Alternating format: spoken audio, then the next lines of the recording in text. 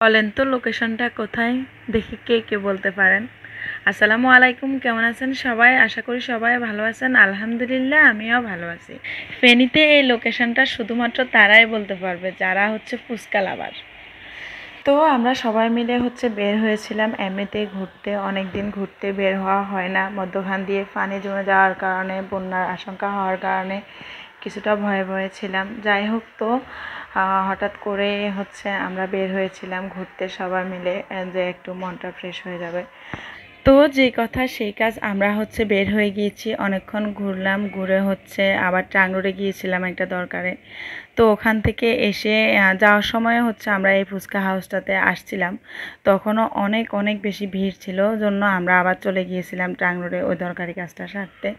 তারপরে এসে দেখি আবারও অনেক মানুষ মানুষ দাঁড়িয়ে আছে। এখানে আসলে বসার জায়গা খুবই কম, আর ফুচকা হাউসটা একেবারে ছোট, যার জন্য মানুষ আসলে অনেক বেশি হয় আমার কাছে মনে হয়। আর এটা ট্রাং রোডে হওয়ার কারণে মনে হয় মানুষ একটু বেশি হয়।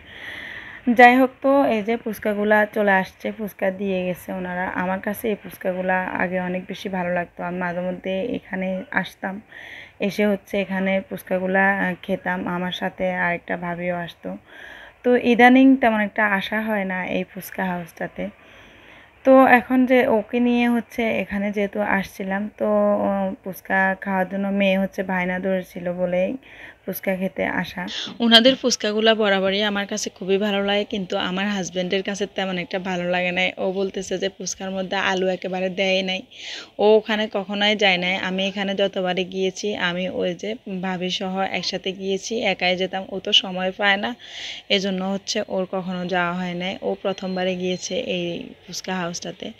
যাই হোক, আমার মেয়েও অনেক পছন্দ করছে এই ফুচকাগুলা। ফুচকা ভালো লাগলেও ওনাদের সার্ভিসটা আমার কাছে একেবারেই পছন্দ লাগে, কারণ এখানে একজনই শুধু সার্ভিস দেয়, আর দুজন ক্যাশে বসে ওনারা ফুচকাগুলা বানায় দেয়।